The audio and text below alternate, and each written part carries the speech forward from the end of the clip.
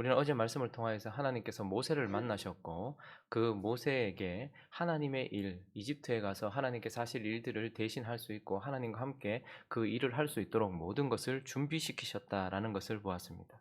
드디어 출애굽기 5장 오늘 이 본문을 시작하면서 우리는 하나님께서 보내신 모세와 그리고 바로의 만남의 장면을 우리는 보게 됩니다. 모세를 통하여서 결국 하나님은 이 땅의 신, 이 땅의 왕과 그리고 온 땅의 신, 온 땅의 왕이신 하나님의 만남이 오늘 이 본문에서 이제 시작되는 것입니다. 그리고 온 땅의 신이신, 온 땅의 왕이신 하나님과 모세를 통해서 만나시는 그 하나님과 그리고 이 땅의 신이며 이 땅의 왕인 바로의 만남의 이 장면 속에서 우리는 정확하게 하나님의 백성들, 하나님께서 선택하셨고 하나님이 사랑하시고 붙들고 계시는 하나님의 백성들을 억압하고 있는 그들이 묶여 있는 그들을 묶고 있는 실체를 우리는 오늘 명확하게 이 본문 말씀을 통해서 보게 됩니다.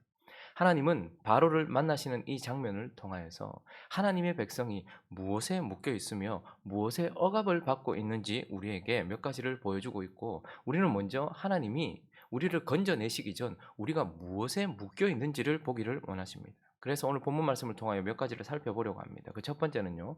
하나님의 백성들이 바로 악한 바로에게 묶여 있다라고 하나님은 우리에게 그것을 말씀해 주십니다. 5장 1절 말씀을 한번 읽어 볼까요? 1절 말씀이 있습니다. 시작. 그 후에 모세와 아론이 바로에게 가서 이르되 이스라엘의 하나님 여호와께서 이렇게 말씀하시기를 내 백성을 보내라. 그러면 그들이 광야에서 내 앞에 절기를 지킬 것이니라 하셨나이다. 오늘 출애굽기 5장 1절에 하나님께서 보내신 모세와 아론이 바로를 만나는 그 장면을 통하여서 우리는 하나님의 백성들이 바로에 의하여 억압을 받고 있다라는 것, 바로에게 붙들려 있다라는 것을 보게 됩니다. 하나님의 백성들을 바로가 붙들고 있다라는 것을 보게 되죠. 그리고 그가 단순히 그냥 그들을 붙들고 있는 것이 아니라 어떻게 합니까? 광야에서 내 앞에 절기를 지킬 것이니라 하나님께 예배하려고 하는 그 하나님의 백성들을 하나님께 예배하지 못하도록 그가 붙들고 있다라는 것 또한 보게 됩니다.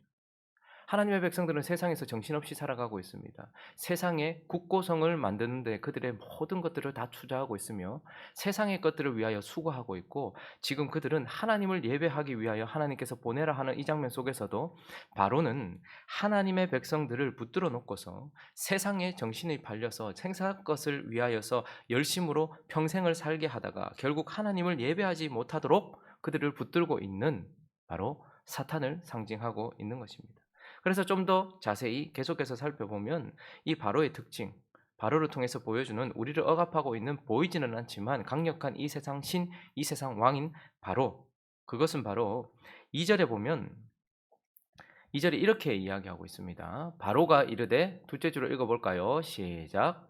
여호와가 누구이기에 내가 그의 목소리를 듣고 이스라엘을 보내겠느냐. 하나님의 백성들을 하나님께 예배하지 못하도록 세상에 완전히 묶어두고 있는 이 바로의 특징은 첫 번째는 그가 이 백성들에 대하여 마음이 있는 것이 아닙니다. 그저 미워할 뿐이죠. 그저 이용할 뿐이죠. 그가 대적하고 있는 것은 여호와입니다. 그가 이렇게 말하고 있습니다. 여호와가 누구이기에 우리가 보통 모세와 아론이 허름한 모습을 가지고서 그 앞에 서서 아련하기를 원했고 만나는데 내 백성을 보내라라고 그렇게 말하면 네가 뭔데 이렇게 물었어야 합니다. 넌 누군데? 네가 뭔데? 라고 말해야 합니다. 그러나 그는 정확하게 보이지 않는 그를 보내신 하나님을 향하여서 여호와가 누구이기에 라고 하나님을 대적하고 있는 것을 보게 되죠. 그리고 또 하나의 특징은 그가 하나님이 하나님이 역사하기 전 그러니까 하나님께서 하시려고 하는 그 일이 있기 전이 훨씬 나은 것처럼 느끼게 만들어요. 자, 한번 보십시오. 9절을 한번 읽어 보겠습니다. 9절. 9절 말씀이 있습니다. 시작. 그 사람들의 노동을 무겁게 함으로 수고롭게 하여 그들로 거짓말을 듣지 않게 하라. 자, 거짓말을 듣지 않게 하라. 이 말 자체에 뭐가 있습니까? 하나님께서 그들에게 찾아오셨다. 하나님이 그들을 건지실 것이다. 하나님이 이집트를 멸망시킬 것이다. 하나님이 그들을 건져내셔서 약속의 땅에 보내실 것이다. 이 모든 일들, 너에게 자유를 줄 것이다. 안식을 줄 것이다. 이 모든 일들은 다 거짓말이라는 거. 그러니까 바로는 하나님을 대적하고 하나님의 말씀을 대적하면서 이제 그 사람들의 노동을 무겁게 함으로 수고롭게 하였다라고 말합니다.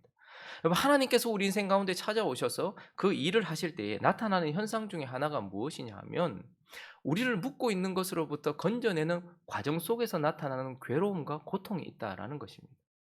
지금 이집트의 왕 바로가 하나님께서 그들을 건져내시기 위하여 은혜의 역사를 일으키는 그 순간 그들의 삶을 더 괴롭게 하면서 이스라엘 백성들이 어떻게 생각하게 했을까요? 19절을 또 한번 보시면 기록하는 일을 맡은 이스라엘 자손들이 너희가 매일 만드는 벽돌을 조금도 감하지 못하리라 함을 듣고 화가 몸에 미친 줄 알고 이렇게 말합니다.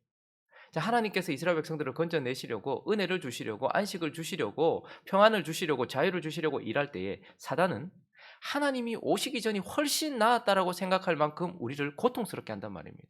싸움 없이 무엇인가에서 벗어나지 못해요. 사단은 결코 우리를 그냥 주지 않습니다. 자기가 결국 손에서 놓을 것을 알고 있으면서도 끝까지 우리를 붙들고 있단 말이죠. 그래서 우리는 안타까운 장면들을 많이 보게 됩니다. 어떤 분이 그 요즘에는 뭐 성도가 수술을 하고 성도가 장례가 나도 잘 찾아가지 못하는 뭐 이런 일들이 있지만 예전에는 뭐 수술을 하고 나면 이렇게 신방을 가잖아요. 어깨 수술하시는 분들이 그렇게 많더라고요. 뭐 한쪽만 하시는 분도 있고 두 쪽을 하시는 분도 있고 아마 뭐 사용을 많이 하셔서 그렇겠죠. 근데 보통 보면 그 어깨 수술하는 데까지 과정이 있어요. 시간이 있어요. 뭐 처음부터 그렇게 하면 '네 수술해야 되겠다.' 이렇게 하지 않고 뭐 너무 아프니까 이제는 그냥 가만히 있어도 아프고 잠을 자지 못할 정도로 아프고 그러면 누군가가 이제 복음을 들려줘요. 그와 같은 고통에서 벗어난 누군가가 "내가 어느 병원에 가서 수술을 했는데 나 이제 깨끗하게 나았다." 이런 얘기를 들으면 "아 그래요? 거기서 수술하면 낫습니까?" 그거 그냥 놔두면 안 된다." 뭐 이런 얘기를 듣고 "그 수술하면 낫는다." 이런 얘기를 듣고서 그렇다고 또 바로 수술합니까? 고민하다가 도저히 아파서 이제 어떻게 할 수 없을 만큼 밤에 잠도 못 자고 이럴 만큼 되면 이제 마음을 정하고 이제 수술을 하러 가요. 근데 이제 그분도 누군가의 그 추천을 받고서 어떤 잘한다는 병원에 가서 이제 어깨를 수술을 했는데 뭐 보통 이제 수술하고 나면 입원 기간을 이렇게 보고 쪼금 회복될 만할 때 정신을 차릴 만할 때 이렇게 신방을 가는 게 좋지 않습니까? 그래서 한 3-4 일쯤 지나고 이렇게 그분을 만났어요. 근데 그분이 표정이 너무 얼굴이 너무 어두워요. 잠을 한숨도 못 잤다는 거예요. 그러면서 그분이 첫 마디가 뭐였냐면 "아유 좀 이제 회복 좀 되십니까? 어깨 좀 괜찮으십니까?"라고 했는데 첫 마디가 "이럴 줄 알았으면 수술을 하지 말 걸 그랬습니다." 그러더라고요. 수술을 하고 나서 지금 더 아프다는 거예요. 수술하기 전보다 잠을 더 못 자겠고 더 너무 아프다는 거예요. 근데 이제 그러니까 이제 자기한테 추천했던 그 사람한테 이제 연락을 했겠죠.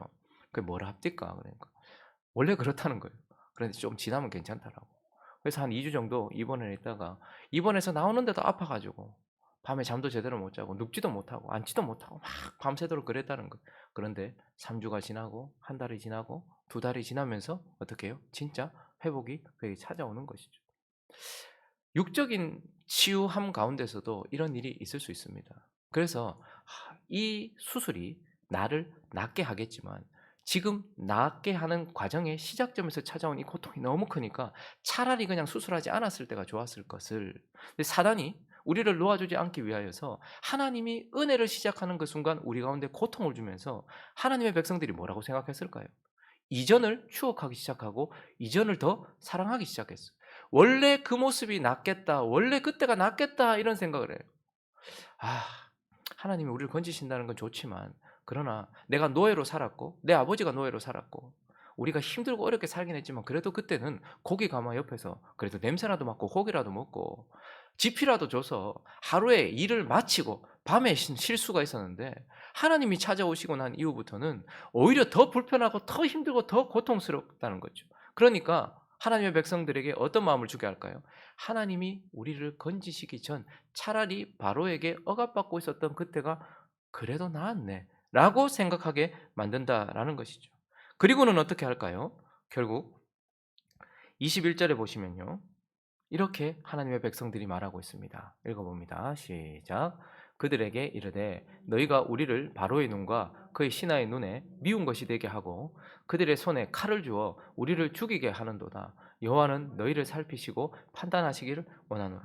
지금 그들이 몸에 화가 미쳤다라고 생각을 하면서 나오는데 바로를 떠나 나올 때에 모세와 아론이 길에 서 있는 것을 봤어요. 그러면 어떻게 해야 될까? 이게 어떻게 된 일입니까? 우리 어떻게 해야 됩니까? 바로와 아론과 모세와 아론에게 상의를 하고 하나님께 나아갔어야 돼요. 그런데 그들은 나오자마자 그들에게 질타를 하고 원망을 하고 분노를 하고 짜증을 내면서 그들에게 "이게 뭐 하는 짓이냐?"라고 이렇게 말하고 있죠. 결국 어떻게 하는 것입니까? 사단은 이러한 우리에게 잠시 찾아온 고통을 통하여서 하나님의 보내신 구원자들, 그러니까 하나님의 사람들과 멀어지게 만들고 결국 그들을 향한 손가락질은 고스란히 하늘을 향한 손가락질이 되어서 하나님과 멀어지게 만든다라는 말입니다. 교회 안에 이런 안타까운 상황들을 많이 봅니다. 힘들고 어려워서 복음을 듣고서 예수 믿으면 은혜도 받고 예수 믿으면 마음도 평안해지고 예수 믿으면 자유도 없고 예수 믿으면 하나님이 도와주신다는 말을 듣고서 힘들고 어려운 상황 가운데서 고통 가운데서 하나님께 찾아 나와 예배를 드리기 시작하고 신앙을 가지기 시작하다가 사단이 그거 놓아주지 않으려고 그 사람 가운데 역사하는 큰 고통과 어려움을 당하면서 그 잠시 당하는 그 고통 때문에 아유 차라리 내가 교회 나오기 전보다 지금이 더 힘드니 차라리 그때로 돌아가겠다고 떠나시는 분들이 종종 있다는 것을 보게 되죠. 사단은 결국 그래서 하나님의 사람들과 멀어지게 원래 사단의 특징이 그것입니다. 사단은 하나님과 멀어지게 만들고 사람과 멀어지게 만드는 것이죠.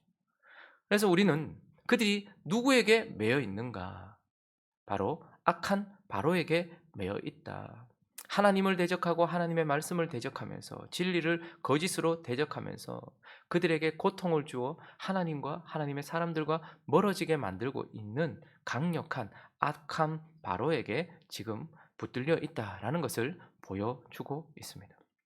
그리고 또 하나님은 모세를 통하여 온 세상 신이시며 왕이신 하나님이 이 땅의 신이고 왕인 바로를 만나는 순간 하나님의 백성들이 죄된 자, 죄된 자아에 묶여 있다라는 것을 우리에게 보여주고 있습니다. 우리는 보통 하나님의 백성들은 바로에게 억압당하고 있다라는 것을 어렴풋이 알고 있습니다. 그러나 우리가 또 한편 그것보다 더 강력한 나 자신, 특별히 죄로 병들어 있는, 죄로 물들어 있는 머리끝부터 발끝까지 지정의 전부, 영혼, 육 전체가 죄에 의하여 물들어 있는 나 자신에게 매여 있다라는 것을 잊어버릴 때가 있습니다. 그러나 오늘 하나님은 하나님의 백성들이 죄된 자기 자신에게 매여 있다라는 것을 보여주고 있습니다. 출애굽기 4장 31절은 하나님께서 구원을 시작하시겠다고 모세와 아론을 보냈을 때에 하나님의 백성들의 은혜롭고 아름다운 모습을 우리에게 보여줘요. 백성들이 믿었습니다. 그가 행했던 이적을 통해서 믿었어요. 그래서 둘째 줄부터 읽어봅니다. 시작. 여호와께서 이스라엘 자손을 찾으시고 그들의 고난을 살피셨다 함을 듣고 머리 숙여 경배하였더라. 그들이 드디어 여호와께 경배하였다라고 말하고 있고 이 모습 보면서 아마 모세와 아론은 힘을 얻었을 것 같아요. 와, 하나님의 백성들이 진짜 믿는구나. 하나님을 믿는구나 라고 생각했을 것 같아요. 이렇게 하나님을 경배했던 그들이 채 며칠도 지나지 않아서 하나님이 바로에게 일을 시작하기 전 바로가 먼저 선수를 치고 그들에게 고통을 주고 나니까 그들이 우리가 읽었던 21절을 다시 보시면 뭐라고 말합니까? 너 때문에 바로의 눈에 그의 신하의 눈에 미운 것이 되어가지고 그들의 손에 칼을 주고 우리를 죽이게 한다라고 말하면서 마치 예수 그리스도께서 우리를 구원하시기 위하여서 나귀를 타시고 입성하시던 그때에 호산나 하나님을 외쳤던 그들이 채 일주일도 지나지 않아서 십자가에 못 박으라고 외쳤던 것처럼 하나님의 백성들이 자기의 상황에 따라서 쉽게 하나님을 원망하고 하나님을 버리며 하나님을 미워하고 있는 병든 죄된 자기 자신을 보게 됩니다.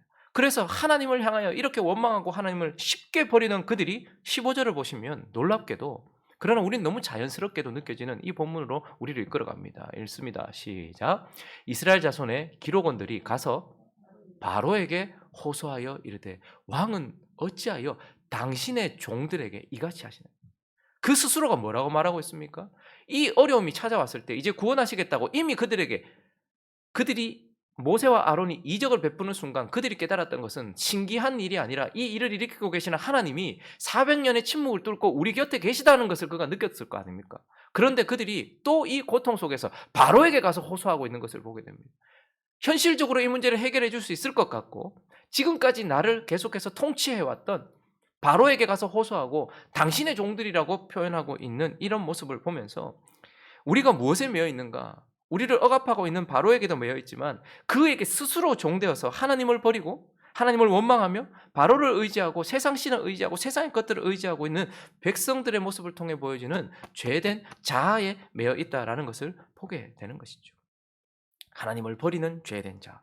그리고 또 하나 모세의 모습을 통해서도 우리는 우리의 죄된 모습을 보게 되는데 하나님을 버리고 하나님을 무시하지만 또 하나는 하나님의 말씀을 버리고 하나님의 말씀을 무시합니다. 그러면 출애굽기 4장 21절로 한번 가볼까요? 21절부터 23절은 하나님께서 모세에게 하셨던 말씀입니다.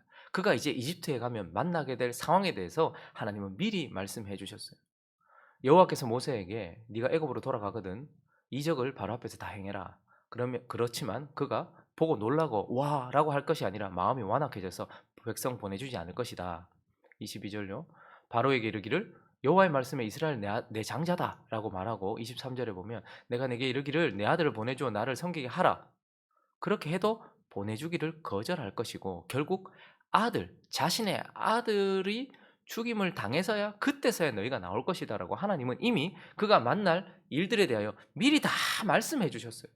그런데 누가복음에서도 그랬고 오늘 여기서도 그렇고 하나님의 백성들의 문제는 무엇이냐면 이렇게 표현하면 어떨지 모르겠지만 선택적 경청. 하나님의 말씀을 경청하는 것 같아요. 잘 듣는 것 같은데 선택해서 듣고 있어요. 선택적 경청.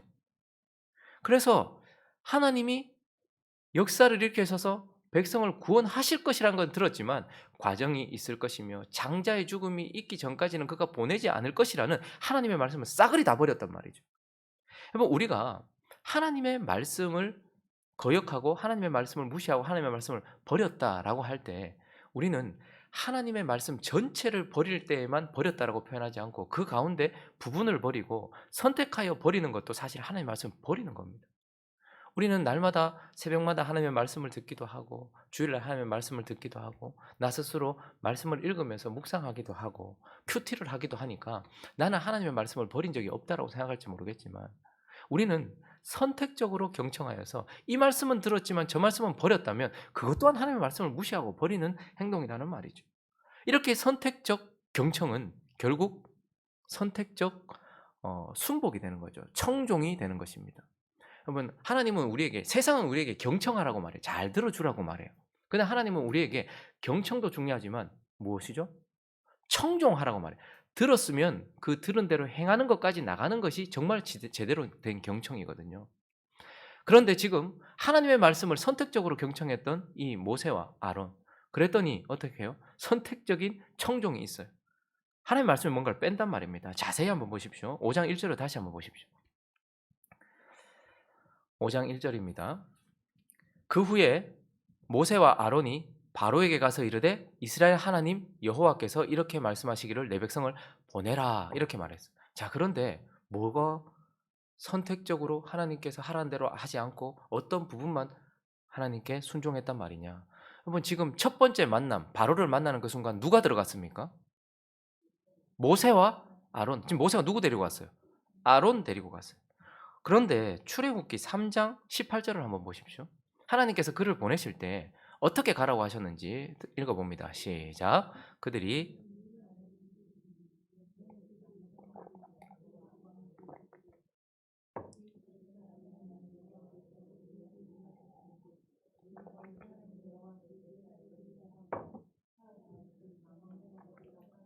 상반절 다시 가보십시오. 그들이 내 말을 들으리니 너는 누가 오가래요? 그들의 장로들과 함께. 분명히 하나님께서 의도가 있으셨어요. 이스라엘 백성들 지금까지 종로를 타고 있었던 그들이 모세를 만나고 하나님을 만났더니 그들 전체가 하나가 되어서 지금 바로 앞에 가는 모습을 보여주고 싶으셨을 것이고 이스라엘 장로들도 그 바로가 얼마나 하나님 앞에 완악한지를 보여주고 싶으셨을 것입니다. 그런데 지금 이 모세가 아론과 함께 들어갔다라고 말하고 그게 뭐 그렇게 대수고 아론하고 가든 이스라엘 장로하고 가든 그게 뭐 그렇게 대수고 이렇게 생각하는 것 자체가 죄된 우리 자아의 모습이라는 말입니다. 하나님의 말씀에서 뭔가를 뺐어요. 장로들을 빼버렸다라는 것을 우리는 보게 됩니다. 그것뿐입니까? 그는 또한 하나님의 말씀에 빼기도 하고 더하기도 합니다. 3절을 한번 보십시오. 5장 3절요. 그들이 이르되 히브리인의 하나님이 우리에게 나타나셨은즉 우리가 광야로 사흘 길쯤 가서 우리 하나님 여호와께 제사를 드리려 하오니 가도록 허락하소서. 여기까지는 하나님 하신 말씀이에요. 자, 그런데 뒤에 읽어볼까요? 시작. 여호와께서 전염병이나 칼로 우리를 치실까 두려워요. 하나님 저런 말씀을 하셨습니까? 하지 않으셨습니까? 그는 지금 뭔가를 탁 확정짓고자 자기가 하나님의 말씀에 뭔가를 더하고 있는 것을 보게 되는 것입니다. 선택적으로 들었던 그가 선택적으로 행동하고 있는 것을 보게 돼요. 이것은 고스란히 선악을 알게 하는 나무의 열매를 먹지 말라고 했던 아담과 하와의 모습을 고스란히 담고 있는 것을 보게 됩니다. 그들은 하나님의 말씀을 들었지만 선택적으로 들었고 자기 마음대로 들었어요. 그랬더니 하나님의 말씀에서 빼버렸습니다. 반드시 죽으리라는 하나님의 의지를 빼버리고 죽을까 하노라라고 하나님의 말씀에서 뭔가를 뺐고요. 거기다가 하나님이 먹지도 말고 거기다가 더하여서 만지지도 말라. 사단은 그런 말을 딱 들으면 이 사람 마음속에 하나님의 말씀이 있는지 아니면 하나님의 말씀을 선택적으로 가지고서 하나님의 말씀이라고 여겨지는 자기 말이 있는지 사단은 정확하게 알고 있단 말입니다. 그래서 이 모세의 모습을 통해서 우리는 백성은 하나님을 버리는 죄된 자, 모세는 하나님의 말씀을 버리는 죄된 자, 우리는 하나님의 말씀을 버렸다라고 할 때 전혀 듣지 않거나 전혀 모든 것을 모두 버렸을 때라고 말하지만 선택적으로 어떤 부분을 버리고 그렇게 어떤 부분을 순종하는 것, 이것도 하나님의 말씀을 버린 것입니다. 사실 모세의 80세의 바로를 만나는 이 장면, 하나님의 백성들을 구하기 위하여 일어난 이 장면은 40년 전에 모세가 했던 장면과 사실 똑같아요. 그때는 아예 하나님 말씀 없는데 일어나서 자기가 이스라엘 백성 히브리인들을 구원해 보겠다고 하나님 말씀 자체가 없는데 일어났었단 말입니다. 그러나 지금은 어떻습니까? 하나님 말씀대로 갑니까? 하나님의 말씀이라고 여겨지는 자기 생각대로 지금도 여전히 움직이고 있다는 거예요. 40년 전에도 그랬고 지금도 그렇고. 그래서 하나님의 백성들은 바로에게 묶여 있기도 하지만 하나님을 쉽게 버리고 하나님의 말씀을 우습게 여기는 죄된 자아에 매여 있다라는 것을 우리에게 보여주고 있는 것입니다. 말씀을 정리하겠습니다. 우리가 병원에 가면 큰 수술, 우리를 치료하기 위한 수술을 하기 전에 반드시 원인이 무엇인지를 밝히고 우리는 의사가 아니라서 사진을 보거나 MRI를 봐도 잘 모르는데도 불구하고 의사는 그것을 딱 펼쳐놓고 여기가 문제입니다라고 우리에게 말해주고 있어요. 그래서 나는 이것을 제거하고 그 이후에 이런 치료를 통해서 당신을 회복시킬 것입니다라고 이야기를 해요. 영적인 문제를 가지고 있는 우리도 마찬가지입니다. 하나님께서 수술하시기 전 우리가 뭐에 매여 있는지를 명확하게 우리에게 보게 하십니다. 사람들은 보이지 않는 이 세상 신이나 보이지 않는 내 안에 있는 죄에 묶여 있다라고 생각하지 않고 자기가 생각하는 대로 물질의 부족이나 그리고 뭐 어떤 내가 생각하는 것이 부족하기 때문에 내 삶에 고통이 있다라고 생각을 합니다. 그러나 하나님은 이제 구원을 시작하시기 전 무엇에 매여 있고 무엇이 우리를 죽게 했고 고통스럽게 했는지를 보여주고 계십니다. 그것을 보고 계십니까? 악한 바로가 사탄이 우리를 올가매고 있습니다. 그것으로부터 우리를 구원해 달라고 우리는 하나님께 호소해야 됩니다. 그러나 또 하나 저와 여러분 안에 이 죄에 우리 자신이 매여 있다라는 것을 기억하시면서 구원이란 이집트로부터 나가는 것, 이집트에서 나가는 것만이 아니라 우리를 묶고 있는 바로의 소나기로부터 그의 권세, 그의 머리를 깨트리는 것, 그리고 내 속에 죄를 제거하는 것, 그것이 바로 구원이다라는 것을 기억하는 하나님의 백성들, 그래서 제대로 된 구원을 경험하고 추구하는 하나님의 백성들 되시기를 예수 그리스도 이름으로 축원합니다.